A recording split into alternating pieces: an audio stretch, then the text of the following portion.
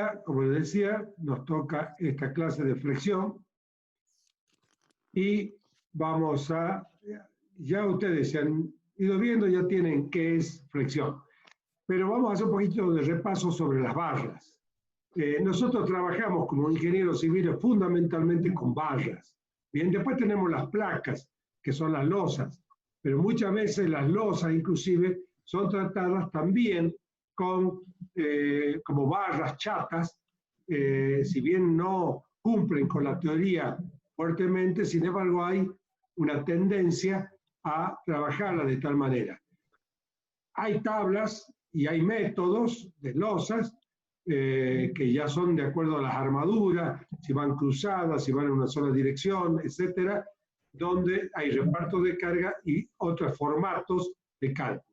Pero, por ejemplo, si yo voy a hacer una losa alivianada con vigueta, bien, a la vigueta y su superficie de influencia se la va a tratar como si fuera una viga. Bien, dicho esto, las barras, habíamos dicho que cuando están comprimidas llamamos columna, cuando están traccionadas llamamos tensores, cuando están torsionadas llamamos eje, y cuando están flexadas llamamos viga. Lógicamente, es muy difícil conseguir que sean esfuerzos simples. Normalmente va acompañado con otro esfuerzo característico. Pero cuando decimos que es una viga es porque predominantemente el esfuerzo es el esfuerzo de flexión. El esfuerzo de flexión se puede dar por dos situaciones. Por ejemplo, yo tengo acá una viga a la cual le someto a momento flector, bien, en los extremos. ¿Ah? Y entonces no me aparece ninguna carga nada más que la de los momentos que estoy haciendo en los extremos. O también si está empotrado podría ser un momento acá, ¿correcto? Ese momento puede tener cualquier dirección. Bien, puede ser en la dirección del plano donde estamos viendo, puede ser un plano oblicuo, etc. Cuando el momento está trabajando de esa manera, vamos a tener lo que nosotros llamamos una flexión pura. ¿Por qué es pura? Porque no hay esfuerzo cortante. O sea que la derivada del momento con respecto a el X variable en la longitud va a ser igual a 0. En cambio, podemos tener el caso de una viga que está soportando una carga, por ejemplo, acá distribuida, y entonces es una carga perpendicular al eje de la viga, y que también puede tener cualquier posición, puede ser también en el mismo plano o en planos distintos. Entonces ahí vamos a tener, al aparecer fuerzas perpendiculares, vamos a tener el efecto del corte. Ustedes vieron, han hecho en estabilidad y resistencia momentos, diagramas de momento donde no había corte y diagramas de momento con corte. Entonces, si tenemos diagramas de momento con corte, vamos a tener, aparte de la flexión, el esfuerzo cortante. Ahora bien, este esfuerzo cortante no tiene el mismo tratamiento que el corte directo. El corte directo, que yo siempre jorobo, ¿no es cierto? Y digo que el mejor ejemplo es lo de María Antonieta, ¿bien? Cuando le mandaron la guillotina, ¿bien? Ese es un corte directo. ¿Ah? O el que vimos, ¿no es cierto?, con los remaches y los bulones o las soldaduras, que ni siquiera son tan corte directo. Siempre había un efecto pequeño de flexión, ¿bien? Pero las tensiones normales que aparecen por ese pequeño efecto se pueden despreciar. Entonces, acá vamos a tener flexión pura por un lado y flexión con corte, llamada también flexión simple. ¿Por qué esto no entra dentro de un capítulo que viene posterior, que se llama esfuerzos combinados? Vamos a ver que no entra porque cada uno de los puntos de una sección, cuando son relevantes en el cálculo, no hay coincidencia entre las tensiones normales producidas por la flexión y las tensiones cortantes producidas por el esfuerzo de corte. Eso lo vamos a ver, lógicamente, en el desarrollo del tema. Entonces, por eso no se le llama flexión compuesta. Hay puntos que sí lo está, pero en puntos que son los que interesan dentro del cálculo, que son los más relevantes, cuando hay Flexión, por ejemplo, tenemos en los extremos, ustedes más o menos ya saben eso, en los extremos, las fibras más alejadas, vamos a tener tensiones normales, ¿no? Únicamente, y ahí vamos a ver que el corte es nulo. No es el mismo reparto ideal que nosotros dábamos en el corte directo. En el corte directo nosotros decíamos que hacíamos una distribución uniforme y sacábamos una tensión tau media. Eso acá no vale. En la flexión, en una que vamos a llamar Bernoulli a este tipo de viga, no vale. Bien, las vigas que cuando necesitamos una viga y todo lo que vamos a desarrollar, va a ser, primero con la hipótesis en principio, que hablamos de entrada en la resistencia de materiales, pequeñas deformaciones, campo elástico, isotropía, homogeneidad, continuidad del material, o sea, todo ideal. Dentro de ese idealismo que nosotros ponemos, vamos a desarrollar nuestras teorías. Luego, lógicamente, que iremos tratando de adecuar a situaciones distintas. Por ejemplo, la madera es anisótropa. No es la misma condición en la dirección de la fibra que perpendicular a la fibra. Y entonces, ¿cómo hacemos? Ya no podemos calcular una viga de madera porque no está dentro de la teoría. Es una pregunta, ¿no es cierto? Sin embargo, podemos decir, sí, teniendo en cuenta que cada dirección la vamos a tratar en forma independiente. Entonces, cuando hacemos a favor de la fibra, lo trabajamos de esa manera. La madera, a su vez, me puede dar una idea de lo que para mí es una viga y cómo puedo tratarla para poder resolver y encontrar cómo varían las tensiones a lo largo de las secciones de la viga. La madera tiene infinitas fibras. Así suponemos nuestra viga. A nuestra viga la vamos a suponer que son infinitas fibras, que son los puntos infinitos que vamos a tener en una sección dada. Y entonces vamos a decir que cuando a una viga la flexamos, hay fibras que se acortan y fibras que se alargan. Hay fibras que se acortan más que otras. Bien, si yo agarro esto que es más flexible, sin duda que al hacer así, vemos que lo de abajo la curvatura es mucho más pronunciada, diríamos, en longitud y se está traccionando, ¿sí? O sea, se está alargando. En cambio, la parte superior se está comprimiendo, se está acortando. Entonces, las fibras superiores en este caso se van a comprimir, se van a acortar y las inferiores se van a alargar. Lógicamente que una van a ser de acortamiento más que otras y lo mismo con los alargamientos.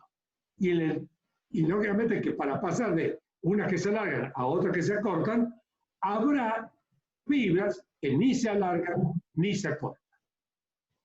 ¿Está bien? Si no hay deformación, no hay tensión. Entonces, esas fibras que ni se alargan ni se acortan, no están sometidas a esfuerzo alguno. Las tensiones normales allí son nulas, cero. Bien, vamos a ver después que sí tienen tensiones en otras direcciones, pero no en la dirección normal. En la dirección normal, la tensión normal va a ser nula. Esas fibras están todas contenidas en un plano. Ese plano nosotros lo llamamos plano neutro. ¿Bien? Entonces, un plano neutro está a lo largo, así, la viga, y en ese plano, que por ejemplo, acá que tenemos este marroncito, supongamos que ese es la intersección de la sección con el plano neutro. A eso lo vamos a llamar eje neutro.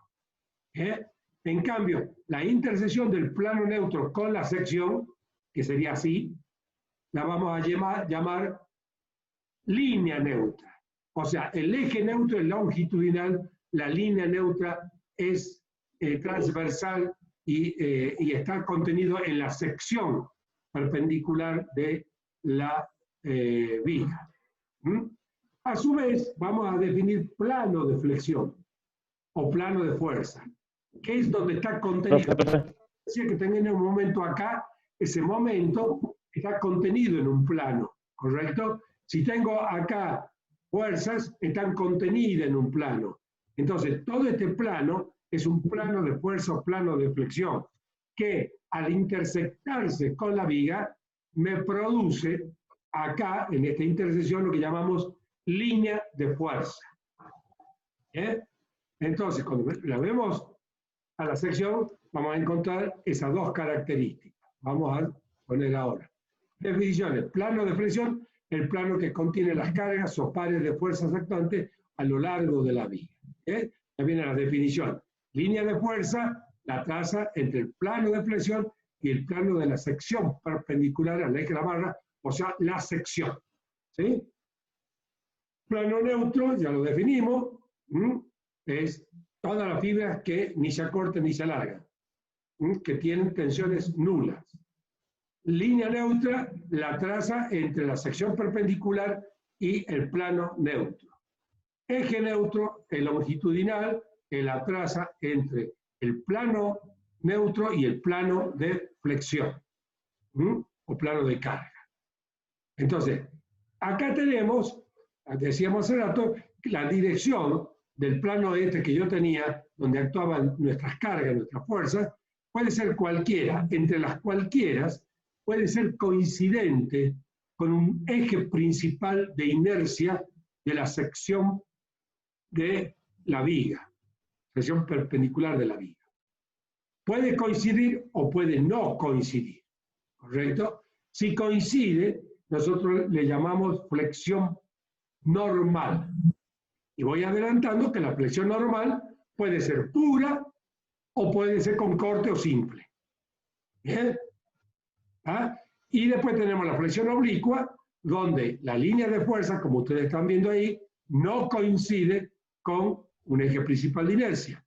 En este caso tenemos flexión oblicua, que también puede ser flexión pura oblicua o flexión simple oblicua o con corte. Entonces, flexión pura normal, y acá tenemos el ejemplo de una viga que está en voladizo, tiene un momento en el extremo, como les contaba hace rato, esto está contenido en un plano, en principio si dice acá flexión pura normal, es porque la línea de fuerza, descrita por plano de fuerza o plano de carga con la sección transversal, es coincidente con un eje principal de inercia. Y ahí tenemos, lógicamente, un momento que es constante a lo largo de toda la viga. Si el momento es constante y no varía, entonces no hay corte, ya que la diferencial del momento con respecto a X va a ser igual a C, que es lo que tenemos acá. En principio, acá podemos tener, acá tenemos un eje X, si bien no está puesto, pero es un eje X.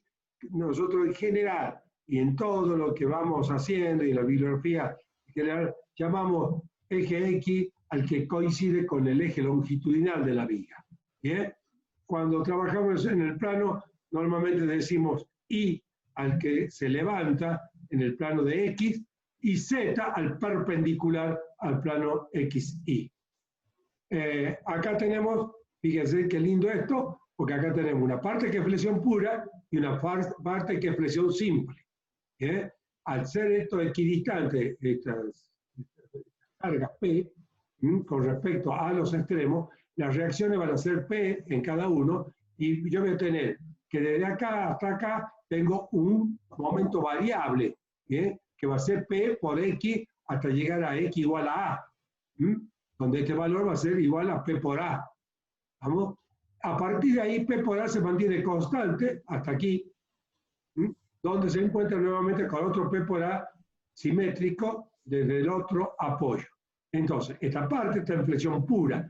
Todas las tensiones que se producen normales a la viga, en un plano normal a la viga, son tensiones normales. ¿Bien? Todas las tensiones que están contenidas en la sección del plano perpendicular a la viga son normales. La pregunta que yo hago es, ¿hay tensiones? Lamentablemente no podemos habilitar el micrófono, pero si ustedes por ahí quieren algunos contestar, sería churito, ¿no? Si tenemos, yo hago un corte acá, en la viga, acá. Veo en el corte que voy a tener tensiones normales, distribuidas de alguna manera. Ya sé que algunas van a ser entrantes y otras van a ser salientes, ya que hay partes que se acortan y hay partes que se alargan. La pregunta es, ¿hay tensiones tangenciales en la sección normal de la viga? No, porque el corte es cero. Pero la segunda pregunta es, en un punto cualquiera de esa sección transversal, ¿hay tensiones tangenciales? Si alguien puede habilitar un micrófono y contestarme.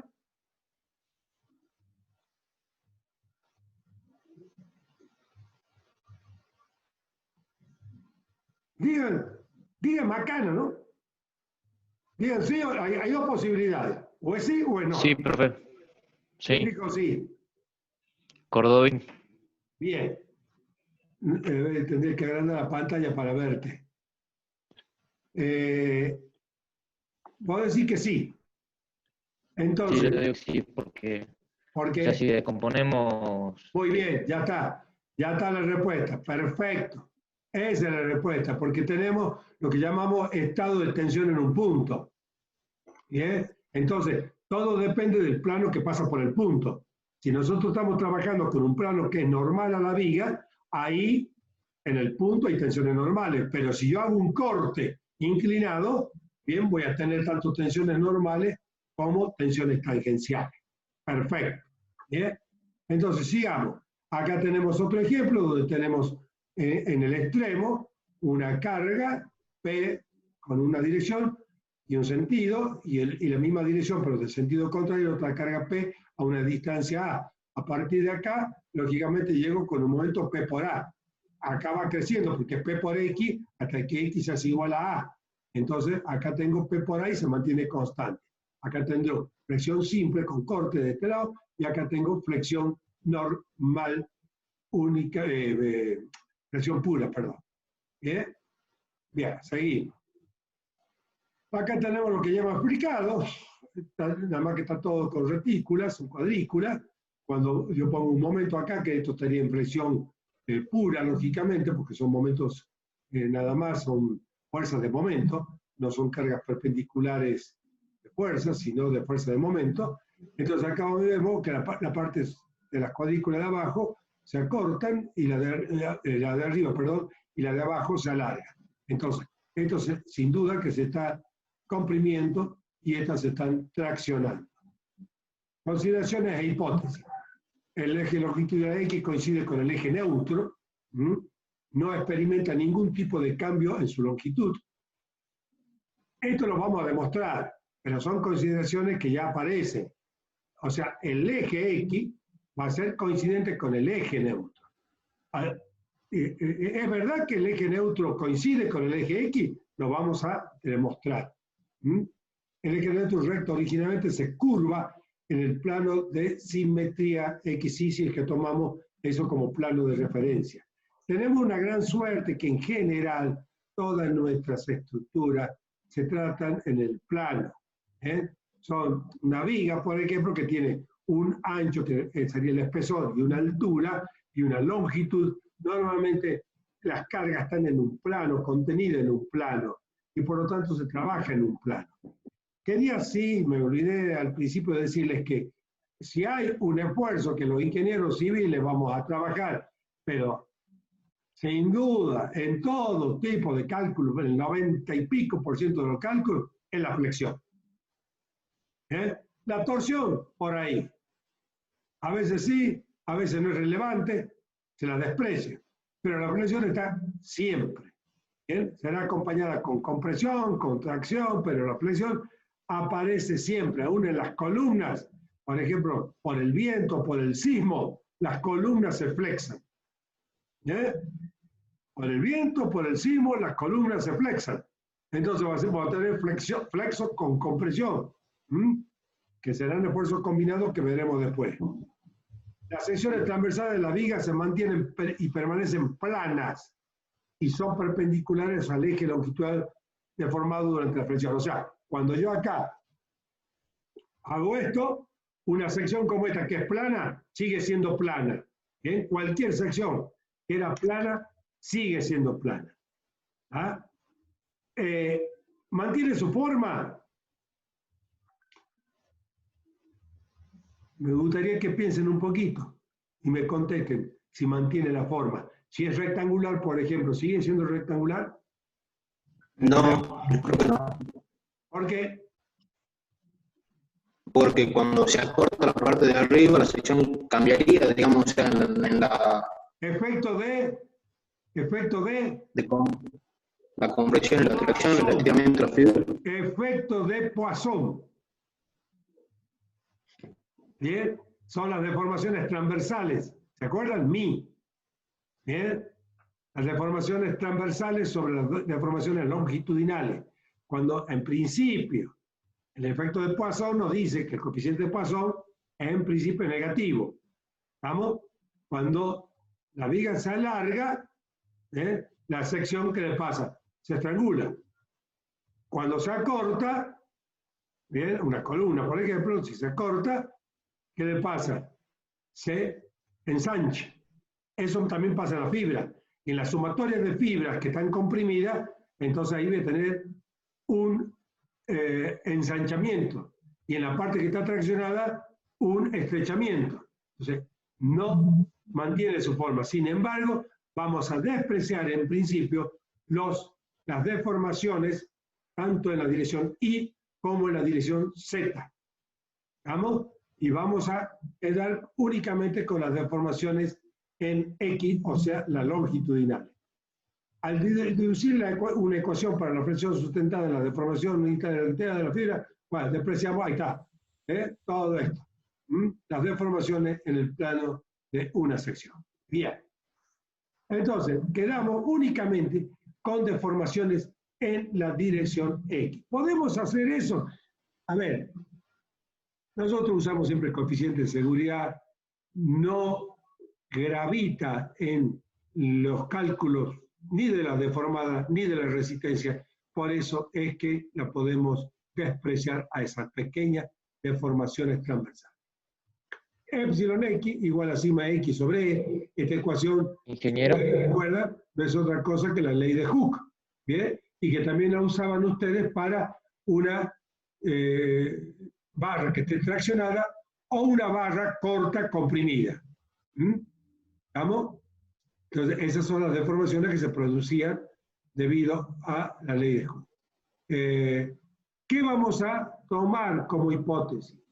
En principio, después lógicamente que muchas veces no se da y el cálculo hay que armarlo de acuerdo a esa situación.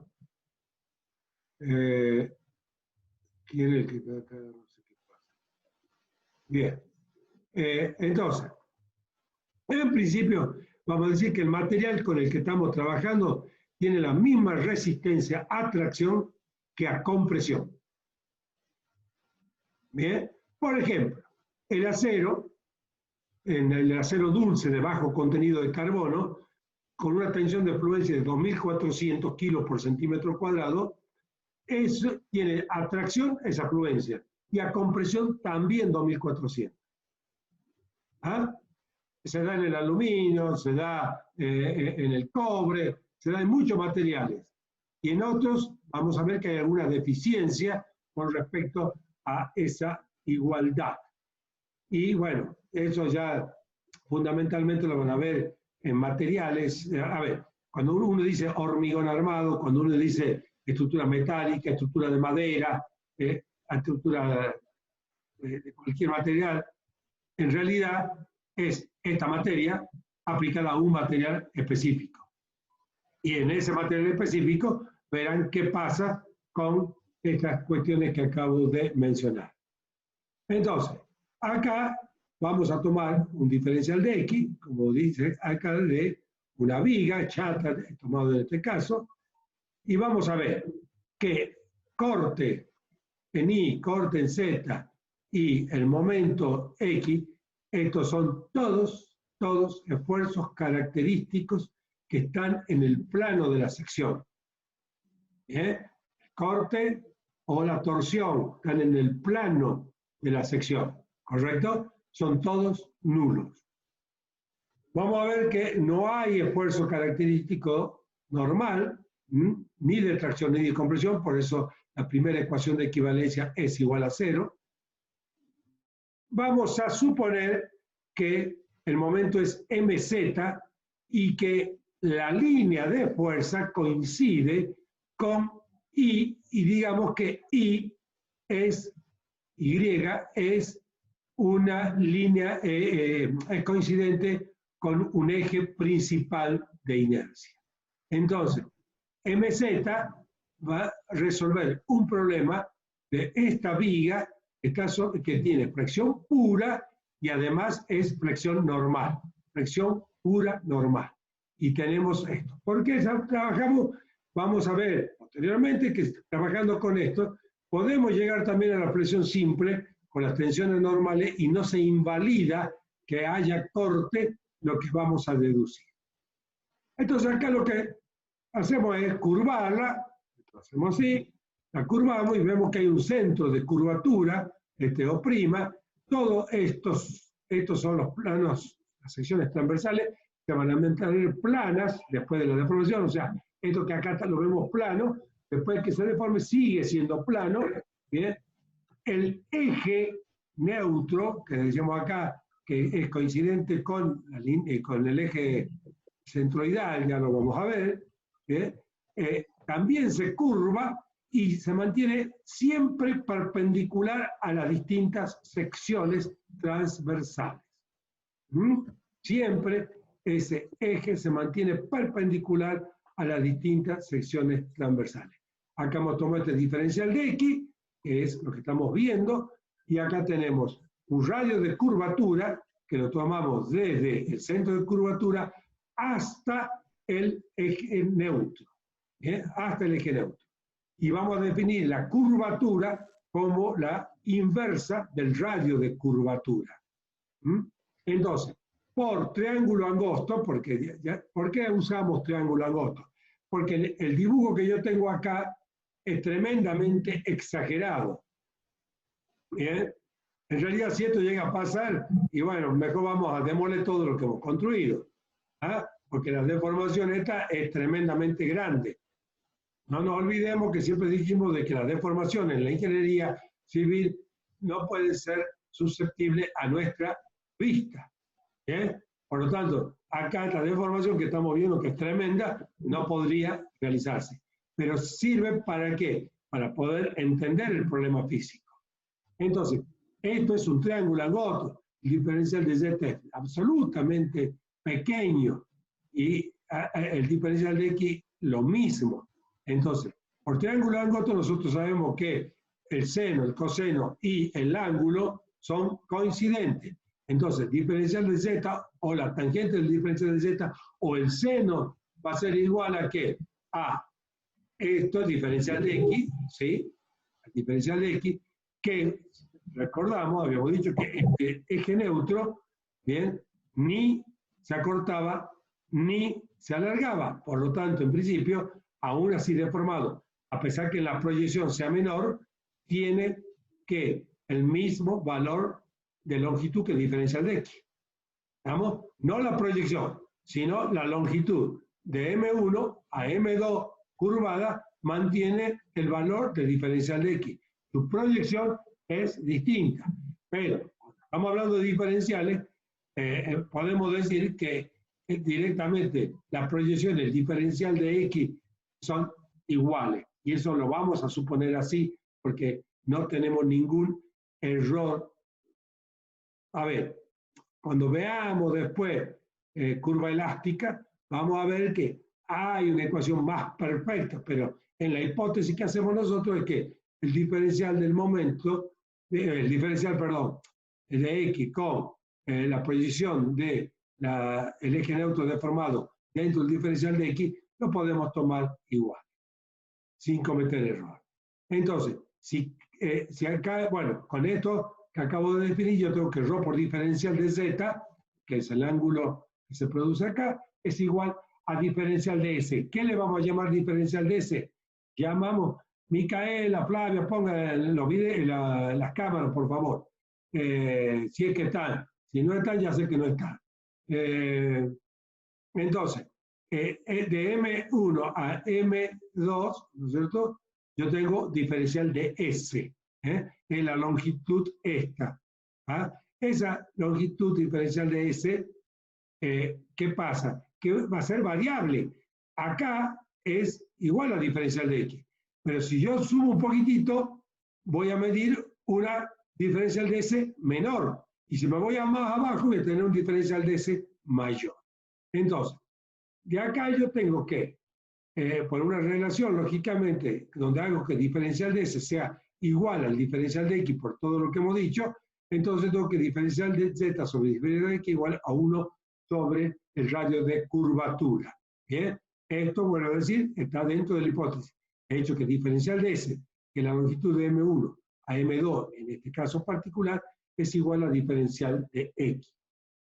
Entonces, vamos a esta otra gráfica, donde acá ya tenemos una fibra que es la S', ¿bien? Pero acá tengo otra fibra que es DF. Podría tener infinitas fibras. Donde esta fibra está alejada de la fibra neutra, que no sufre ninguna deformación, en un valor Y. Entonces, tomamos nuestro diferencial de X. Esta es la sección rectangular que tenemos. Podemos haber hecho cualquier otra sección, pero es más explicativo así. Y tenemos que en esta fibra DF, donde también tenemos diferencial de S, ¿se acuerdan que yo le dije? Diferencial de S va a ir variando. Acá va a ser igual al diferencial de X, pero acá va a ser menor el diferencial de X. Entonces yo tengo que acá voy a tener un diferencial de S a una distancia I, por eso es este subíndice, porque me va a dar un epsilon X a una distancia I. Va a ser igual al diferencial de SI menos diferencial de X sobre diferencial de X. ¿Vamos? Entonces, mi diferencial de SI lo despejo de acá y hago los reemplazos correspondientes y me queda que diferencial de SI va a ser igual. Fíjense en acá, va a ser igual.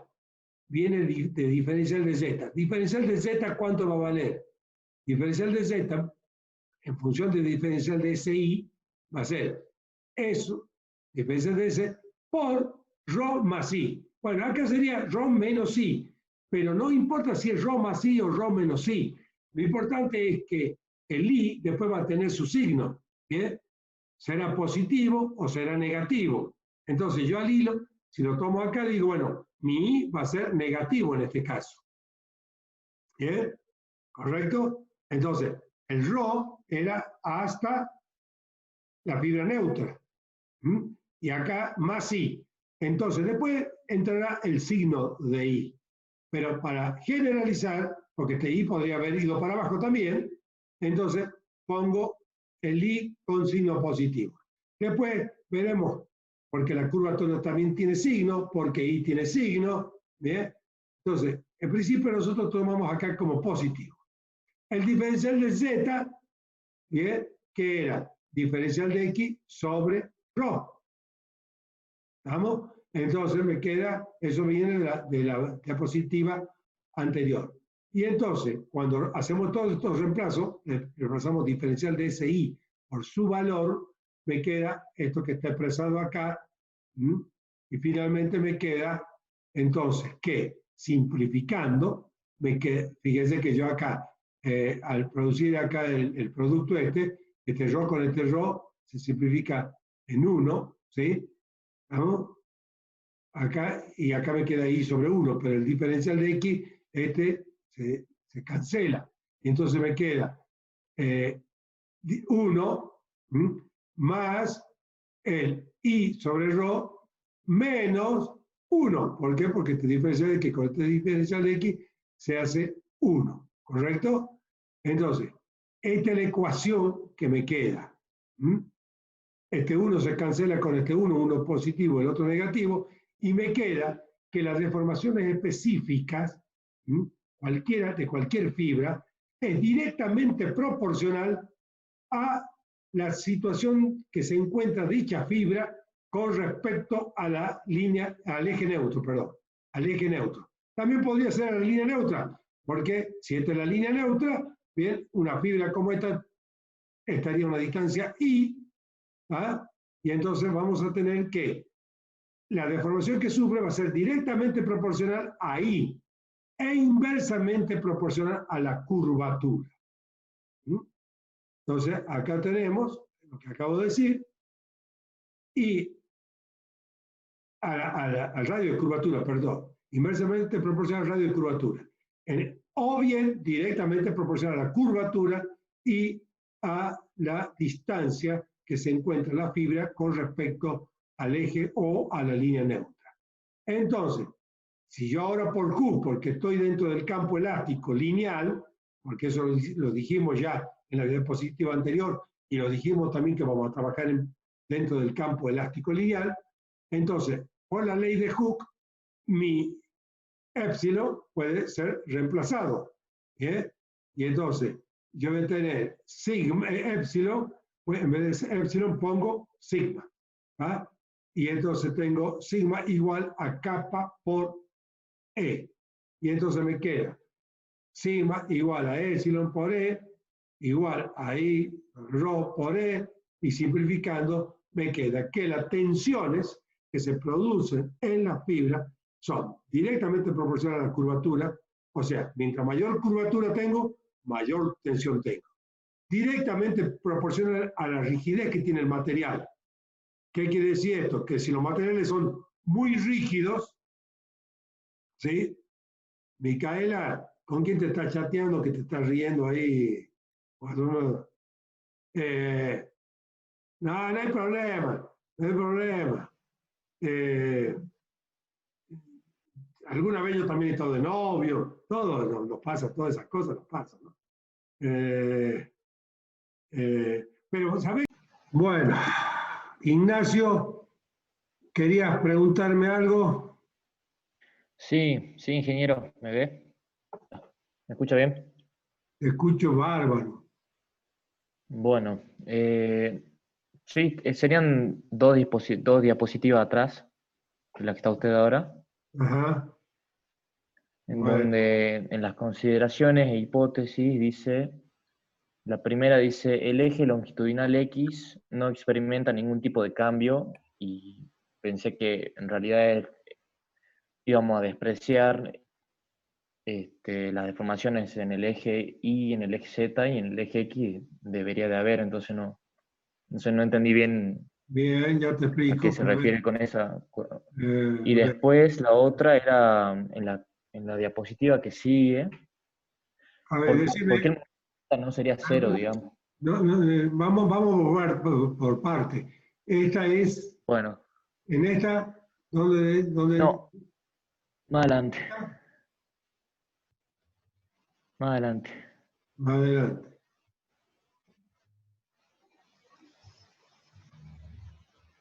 El eje longitudinal coincide. Ahí, Bien, justamente, no experimenta ningún tipo de cambio porque el eje, hemos dicho, que coincide, lo vamos a demostrar enseguida, pero el eje centroidal coincide con el eje neutro. ¿Bien? Si el eje neutro no se alarga ni se acorta, entonces desde ya que tampoco lo hace el eje centroidal. ¿Bien? El eje longitudinal X. X siempre va por el eje, coincide con el eje centroidal. ¿Estamos? No sé si con eso bien. es suficiente o necesita más aclaración. No, con eso es suficiente. Y la otra, ahí está, justo se ve el momento en Z, y en la Sí, siguiente diapositiva está la fórmula, digamos. ¿Puede ser? sí, Si avanza una más. sí. ¿Por qué no sería cero el momento Z si acá, por ejemplo, aparece sigma X? A ver, Y, el o sea, momento, es lo mismo que me preguntó usted. Por ejemplo, si nosotros hacemos un corte escúchame, escúchame, vertical, digamos, escúchame. El momento es alrededor debería del no... eje Z. El momento es alrededor del eje Z. ¿Correcto? Sí, Por lo tanto, esta flechita que está acá, va a presionar aquí arriba. ¿Bien? Y la cola va a tironear para allá. ¿Estamos? Entonces esto me produce tensiones que sigma. ¿Bien? En esta fibra va a venir un sigma entrante y acá un sigma saliente. Uno de compresión y el saliente de tracción. Eso se produce. La línea neutra que está acá, que es coincidente con Z. ¿Por qué es coincidente con Z? Porque este es un eje principal de inercia. Y habíamos dicho que entonces es fricción normal. Y entonces, la línea neutra no experimenta ninguna tensión, puesto que el eje neutro o el plano neutro no se alarga ni se acorta. Pero, a partir de ahí, todas las fibras que están por arriba se comprimen. Todas las fibras que están por debajo se traccionan. De tal manera que el plano siempre se mantiene plano. La sección plana se mantiene siempre plana. No sé si ahora seguir con la pregunta.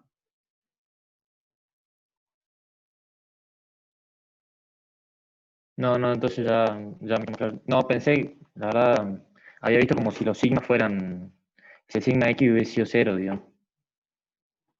Sigma, a ver, que el momento sea alrededor del eje X, bien, produce tensiones normales, pero en la dirección de X.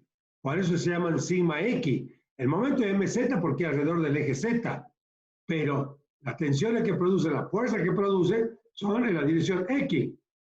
Bien, por eso se llaman sigma X. Claro. Bien. ¿Seguimos? Bien. ¿Dónde Sí. andábamos? En la siguiente, ahí. ¿Ah? Acá, ¿no? Bien.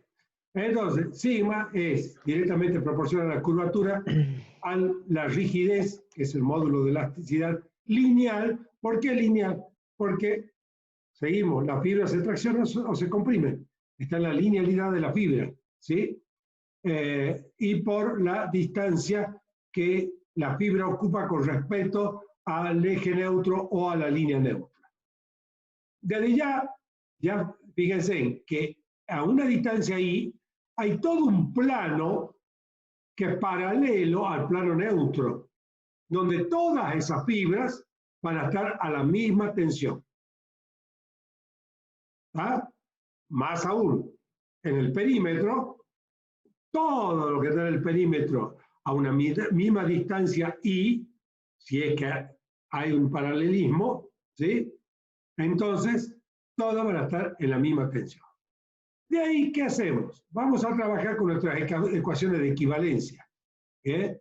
Entonces, de la primera ecuación de equivalencia, vamos a reemplazar nuestra tensión sigma en la dirección X por su igual que hemos deducido. Kappa por E por I por el diferencial de área. ¿Se acuerdan? Teníamos sigma por diferencial de área. Esa era la ecuación de equivalencia. N igual a la integral de sigma por diferencial de área.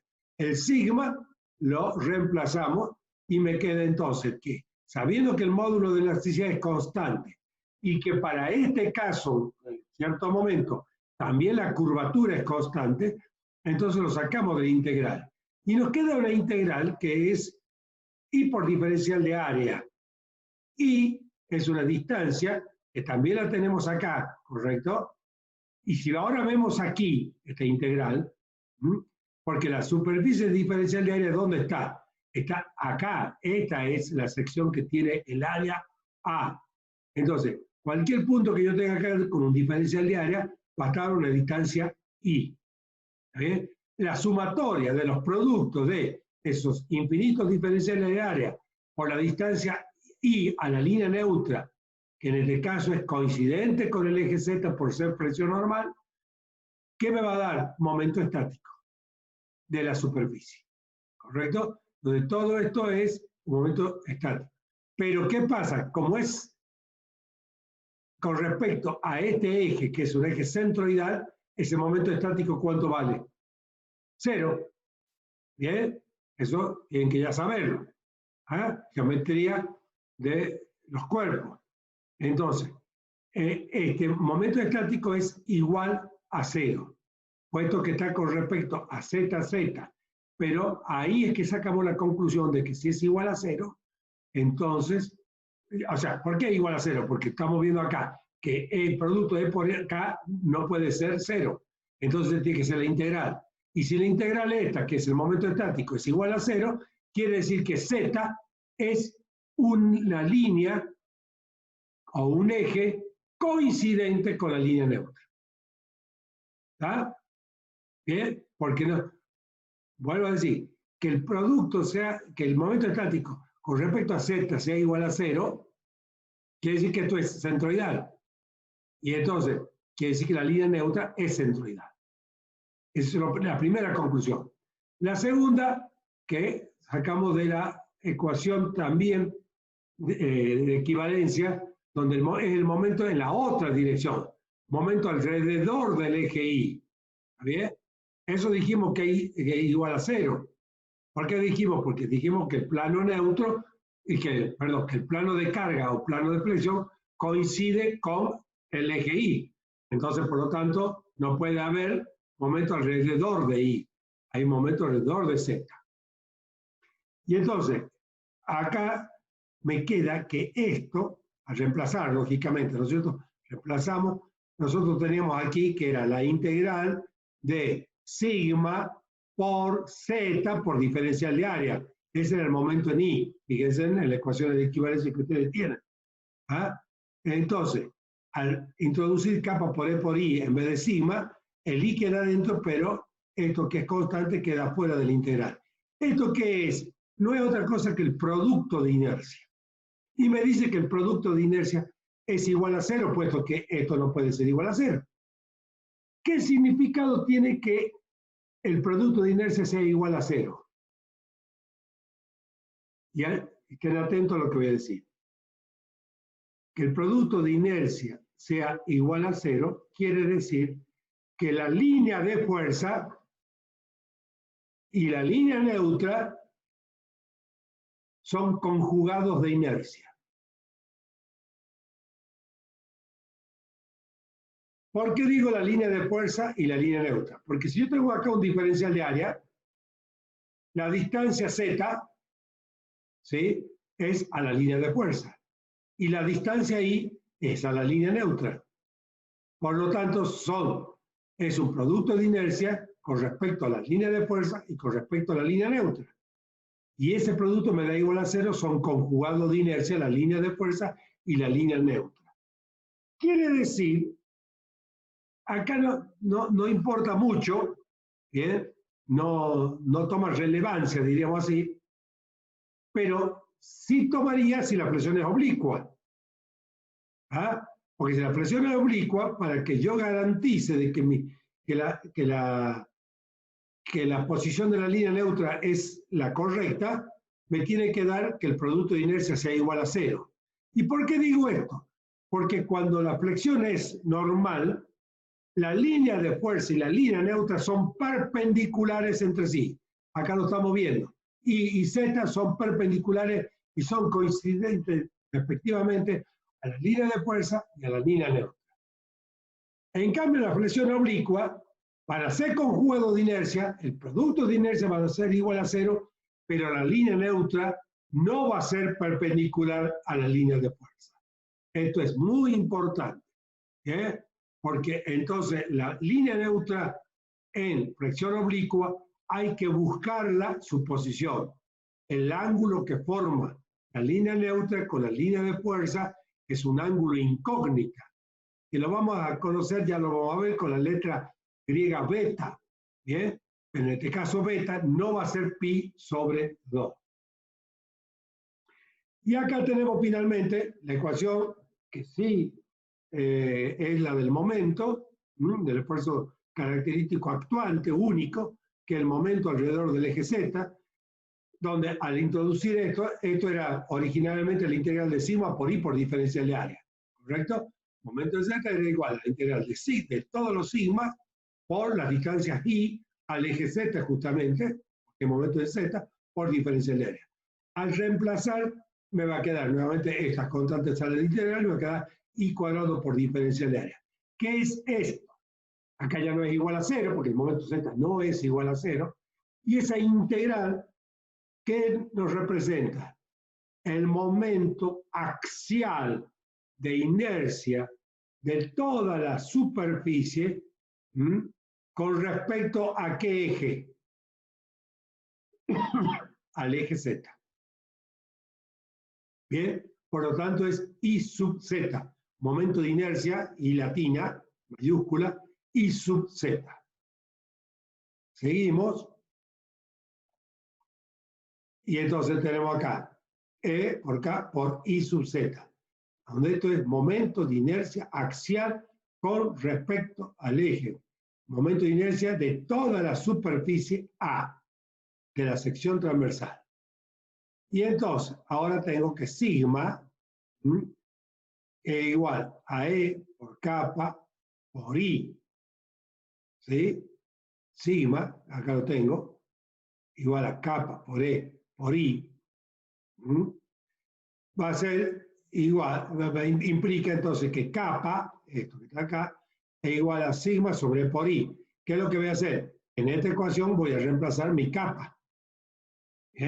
O sea, yo traigo esto para despejar mi kappa, era ya una relación que había sacado, en la ecuación de mz, que directamente proporciona al módulo de elasticidad o rigidez del material, a la curvatura, al momento de inercia. Y entonces, al reemplazar kappa, ¿qué me queda? Me queda que el momento z es igual a E, bueno, acá también lo reemplacemos, reemplazo kappa, lógicamente se anulan cociente denominador y numerador, etcétera, y me queda que la tensión sigma es igual a mz sobre I sub z por I. Esta es la fórmula de la flexión, donde acá sí claramente tenemos las tensiones que se producen en una fibra a una distancia I son proporcionales a la distancia, ¿bien? Son directamente proporcionales al momento, o sea, si yo aumento el momento, aumentan las tensiones, e inversamente proporcional a la rigidez que yo tengo de la sección. Esto es importante porque mientras más rigidez yo consiga, bien, la rigidez está dada, no se olviden, por la inercia, ¿bien? En este caso, la rigidez geométrica, ¿no? Mientras más rigidez geométrica yo tenga, menor van a ser las tensiones que se me produzcan para un mismo momento. Por lo tanto, eso da y genera que muchas veces ustedes vean vigas doble T. ¿Por qué? Porque con igual sección, separando las alas, y dejando un alma, en vez de hacerla, por ejemplo, rectangular, yo a esto le doy acá un poquito más de separación en altura, hago alas, acá dejo alma y hago alas, aumenté la inercia. Y al aumentar la inercia, con el mismo momento, con la misma sección de pronto podría ser, voy a tener un sigma menor. Entonces, ¿qué me interesa a mí? En realidad, para dimensionar, siempre me interesa. Luciano Crivelli, poner tu video, ¿no? Tu cámara. Entonces, para misma sigma, ¿sí? Yo voy a tener que, mejor dicho, el sigma va a ser máximo cuando I sea máximo. Y entonces voy a tener un I máximo sobre un I sub I que es constante. Cuando yo divido el momento de inercia con respecto al I máximo, eso me da lo que llamamos módulo resistente a la flexión. Muchas tablas de perfilerías tienen ya directamente el módulo resistente. Si no, lo tienen que calcular. No se olviden que ustedes tienen B por H cubo sobre 12, sería el momento de inercia B, el lado B por H cubo sobre 12, porque es momento de inercia con respecto al eje centroidal o a la línea neutra, y su Z y su N de neutra, ¿bien?, son coincidentes. Dividido por el I máximo, que va a ser H sobre 2 en este caso, me va a dar un B por H cuadrado sobre 6 como módulo resistente. Eso deberá ser menor o igual que la tensión de fluencia del material sometido a un coeficiente de seguridad que, como ya saben, depende, no es un valor único que uno diga, vale, 1,7. En general es 1,7 para construcciones normales, pero puede ser 2, 2,5. ¿Por qué? Porque depende del destino, depende de la durabilidad de la obra, depende de los agentes agresivos que podamos encontrarnos en la situación donde estamos construyendo, etc. Y vamos a tener un sigma máximo. Acá puse un sigma mínimo, pero también es un máximo, pero es máximo negativo, ¿correcto? Que es de las fibras, en este caso. En las fibras superiores van a tener una tensión negativa, máxima, ¿bien? O mínima en valor absoluto, serían el mismo valor ambas. ¿Ah? Ambos tienen que cumplir con esa condición. Bien, esa es la fórmula de la flexión, también llamada fórmula de Bernoulli-Navier. ¿Sí? Bernoulli-Navier. Yo, como tengo alguna cuestión de que siempre me gustó las estructuras y todo, construí algunos edificios que tienen los nombres de estos ingenieros, y uno se llama justamente edificio Navier, que construí ahí por la calle Casero y Gorrit. Ahora tengo otro que se llama edificio Euler. Bien, ya vamos a ir viendo por qué, pero bueno, digamos que uno ya se ha hecho tan ingeniero que hasta, que si tiene un hijo capaz que le pone Navier o Euler. Bueno, sigamos. La viga debe ser recta o casi recta, bien, para que podamos aplicar esa fórmula. La sección transversal de la viga debe ser uniforme, o sea, constantemente toda la sección se va a mantener uniforme a lo largo de la longitud. Todas las cargas y reacciones de los apoyos deben actuar perpendicular al eje de la viga. Esto además es importante, a ver si lo dice acá, la viga no debe torcerse demasiado al momento de aplicarse la carga. Hipótesis de rigidez relativa. Para esto, el plano de flexión debe pasar por el eje centroidal. ¿Bien? Si este es el plano de flexión, ¿bien? Si este es el plano de flexión, pongamos acá. Si este es el plano de flexión, diríamos, la línea de fuerza, que es el plano de fuerza que yo tengo, plano de carga, debe pasar por el eje centroidal. Si no es así, y muchas veces pasa eso, por ejemplo, en un perfil C o perfil ángulo, el eje centroidal no va a coincidir. Si no es así, ¿qué vamos a tener? Un distanciamiento de la línea de fuerza con respecto al eje centroidal que me va a producir torsión. Y entonces, depende qué grado es la torsión esa, si hay que tener después en cuenta o no como esfuerzos combinados. El material constitutivo de la viga debe ser homogéneo, su módulo de elasticidad debe ser igual a la tracción de compresión, todo eso lo dijimos ya. El esfuerzo producido por la carga no debe exceder el límite de proporcionalidad del material. Ninguna parte de la viga puede fallar por inestabilidad elástica. ¿Qué significa esto? A ver, si yo tengo algo tan delgadito como esto, como viga, que tiene una linda altura, esta es su longitud, pero su espesor es muy pequeño, cuando yo produzca la flexión en esto, que es difícil que lo pueda hacer acá, pero lo vamos a hacer con un papel, el papel, si esto es muy delgadito, ¿qué va a hacer? Se va a tener inestabilidad elástica, ¿ves? Va a cambiar su forma, se va a producir un pandeo. O sea, el pandeo no es solamente de las columnas, ¿sí? Sino también de las vigas. ¿Por qué? Porque las fibras superiores están comprimidas y entonces va a haber un pandeo elástico. Y la falla va a venir por abolladura, se llama ese fenómeno. Y se llama abolladura porque fundamentalmente están las chapas. Los esfuerzos deben ser calculados sobre una sección alejada de discontinuidades o puntos de aplicación de carga. ¿Qué pasa? Miren esto que yo tengo acá. Ahí hay unos agujeritos, no sé si se alcanzan a ver en la cámara, pero ahí es como unos agujeritos del material. Cuando acá se ha pulido este material, han quedado estas oquedades. ¿Sí? ¿Bien? Esas oquedades son discontinuidades. ¿Ah?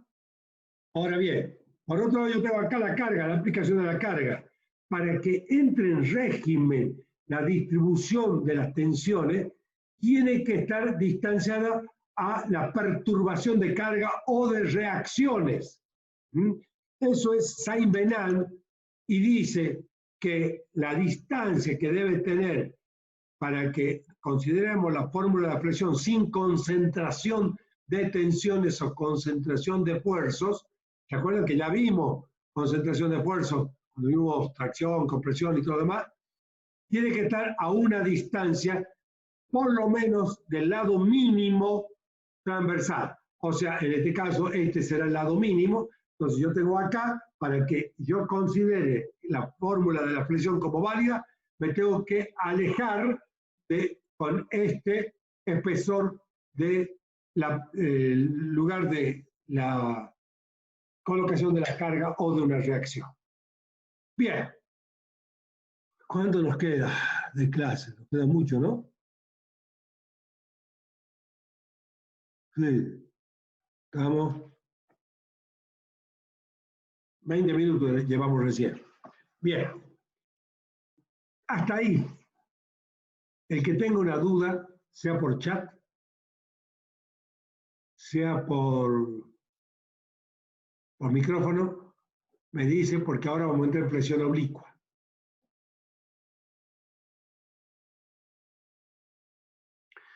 ¿Alguna duda sobre las definiciones, correcto? Les cuento ahí viéndolo a Luciano, que de Escribeli de Arte Gráfica, que de Luciano te voy diciendo que ya he terminado todo, ¿no? Así que te lo mando antes. Voy a publicar por fin mi libro. Así que ya te voy a mandar. Buenísimo, profe. Así que ya lo vamos a tener antes de mi cumpleaños, ya le dije a Luciano. ¿Pregunta? Seguimos. Flexión oblicua. Acá vemos claramente una sección que tiene un eje principal 1, coincidente con el eje Z, centroidal, y otro eje principal 2, coincidente con el eje Y, centroidal. Cualquier otro eje acá no es eje principal.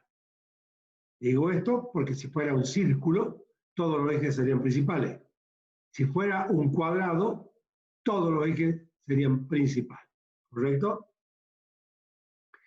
Vamos a decir que el plano de flexión, como veíamos hace rato en esto que yo les ponía acá, va a estar inclinado. No coincide con un eje principal, sino que está inclinado. Pasa por el centroide porque debe pasar por el centroide necesariamente. Si no pasa por el centroide, ¿qué tenemos? Torsión, además de flexión. Pasa entonces el plano de flexión por el centroide. Pero este ángulo beta ya no es un ángulo de 90 grados, ya no es perpendicular. Sí va a ser, y lo dijimos, que el producto de inercia de la línea de fuerza con la línea neutra que se genera, que no sabemos la posición, sí va a ser un conjugado de inercia. ¿Qué significa ese? Que el producto de inercia, ¿cuánto va a valer? Arriesgue. Único que ponga el micrófono. Si son conjugados de inercia, el producto de inercia vale 0. ¿Bien? Lo vimos en la diapositiva anterior.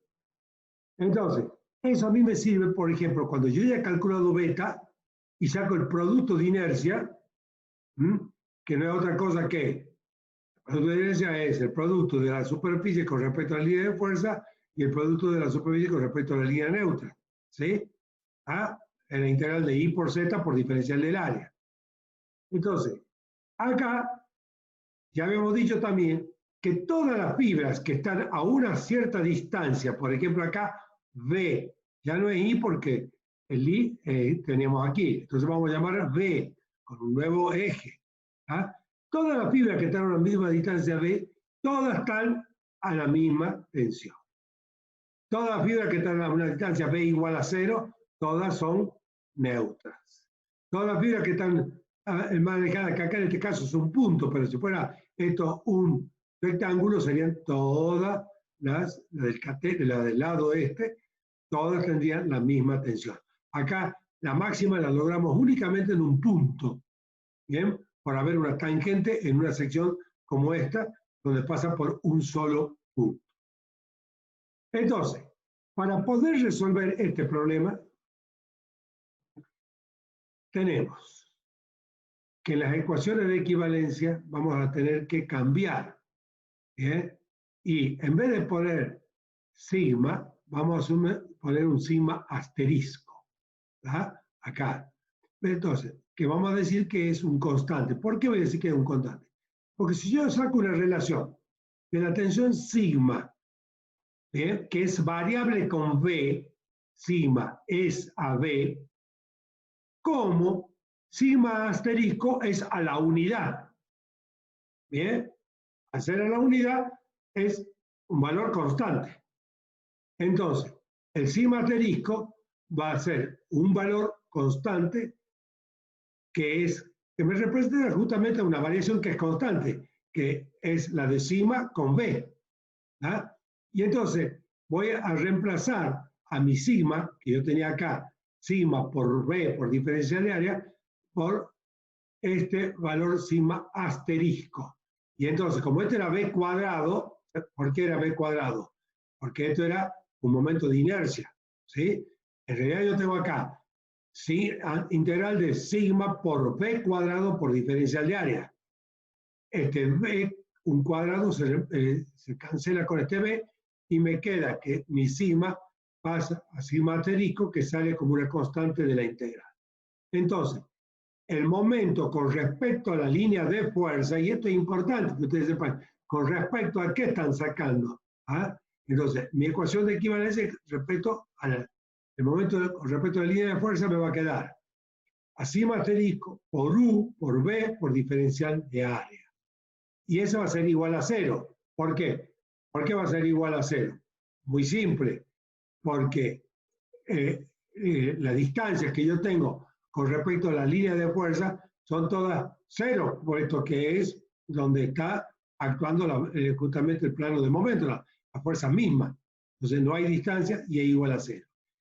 El momento con respecto a la línea neutra, que es esto, voy a tener m, el momento m, por seno del ángulo beta.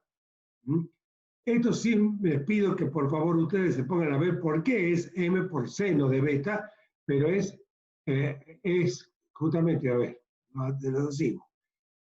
Si yo proyecto, ¿sí?, este momento, ¿tá?, a la línea de fuerza perpendicular a la línea neutra o directamente a esta línea de fuerza, ¿bien?, va a ser la proyección que yo tengo hacia acá. Esa proyección del momento, perdón, hacia acá. La proyección de este, yo voy a tomar el momento con respecto a la línea neutra. Es un momento que gira, esta es la línea neutra, que gira alrededor de la línea neutra. Entonces, mi proyección de este vector momento, que yo lo mando acá a la línea neutra, va a ser por el coseno de este ángulo o por el seno del complemento, que es el seno de beta. Y entonces, ¿qué me queda? M por seno de beta es igual a sigma asterisco, que lo tengo acá, ¿bien?, que era por sigma, acá era sigma por b cuadrado, sigma asterisco, por la integral de b cuadrado por el diferencial de área. Entonces, reemplazando pi sobre 2 menos phi, phi es este ángulo que yo tengo acá, es igual a pi menos beta, ¿sí? Implica que phi es igual a pi sobre 2 menos beta. Por lo tanto, el coseno de pi es igual al coseno de pi menos pi sobre 2 menos beta, que no es otra cosa que lo que decíamos hace rato, que es el seno del complemento del coseno de pi sobre 2 menos beta. El coseno de pi, perdón. ¿Sí? Y entonces, Dicho esto, que es largo, y no te, yo puedo decir, esperen. Ahí quedamos. Ahí quedamos. ¿Qué significa esto? Que yo puedo sacar el momento con respecto a la línea neutra igual a m por seno de beta, conociendo el ángulo beta. ¿Bien? Y que no es otra cosa que esto, asterisco que yo tengo, que tiene una relación también de sigma b, pero b tengo que conocer cuál es también b, porque b va a depender de qué, de beta. ¿Bien? Porque justamente el b es perpendicular a la línea neutra. Y para eso tengo que conocer la posición de la línea neutra. Entonces, si yo logro conocer el ángulo beta, entonces puedo sacar directamente m por seno de beta y con eso tengo acá qué valores toman los sigma asteriscos y los sigma, reemplazando acá ahora sigma asterisco por sigma sobre b, ¿bien? Y introduciéndolo de nuevo a la raíz, y entonces ahí me da una solución. Esto es, ¿para qué nos sirve? Para entenderlo al fenómeno. Pero yo puedo hacerlo ahora con una descomposición y por superposición del vector momento y llevarlo no a la flexión oblicua, sino a la superposición de dos flexiones normales. ¿Bien? Una con respecto, momento con respecto a z y otra con respecto a i. ¿Qué hice acá? A mi momento, no este momento, he cambiado para que tampoco nos casemos con una única gráfica y a propósito, tomo ahora este otro momento. ¿Sí?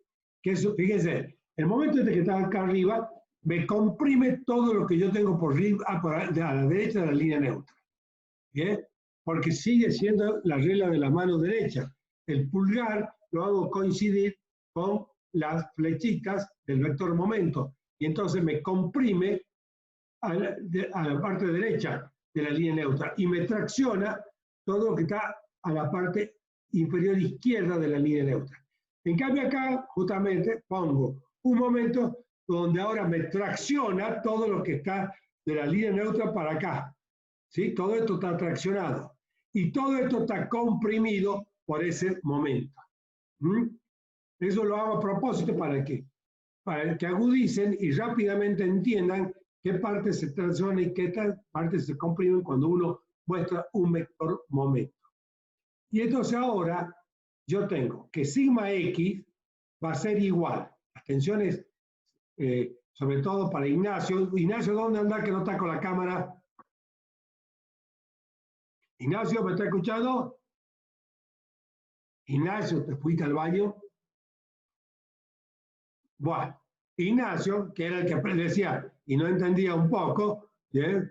Decía, ¿por qué en X? Y ahí está Ignacio. Ignacio, ¿me escuchás? ¿Dónde te ha ido, Ignacio? Tengo el perro, profe, haciendo un quilombo, por eso. Bueno, no importa, pero va para vos sobre todo, ¿sí? Falta nada más que 1 minuto y medio.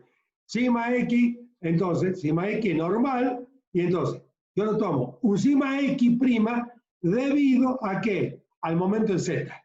Y un sigma X seguro debido a un momento en Y. O sea, es superpuesto dos momentos flectores, ¿sí?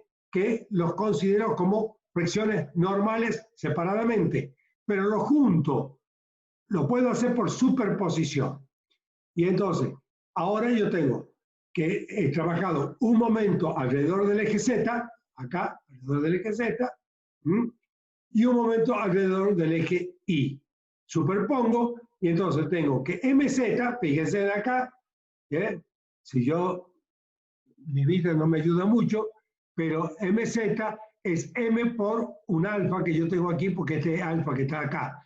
Este alfa es la línea de fuerza con respecto al eje Y. ¿Bien? Entonces, MZ es la proyección de M a Z. Y MI, la proyección, que va a ser por seno de alfa, a I. Ya no me queda más tiempo, y entonces de acá, reemplazando esto, me queda esta nueva ecuación. Reemplacé MZ, reemplacé MI, y A partir de ahí tengo sigma X en función de la posición que tiene la línea de fuerza, que es conocida. Alfa es conocido, ¿bien? Porque es el plano de la carga. Eso es dato. Cuando ustedes proyectan, o el arquitecto proyecta y ustedes después llevan a la estructura, es dato. Entonces, alfa es conocida.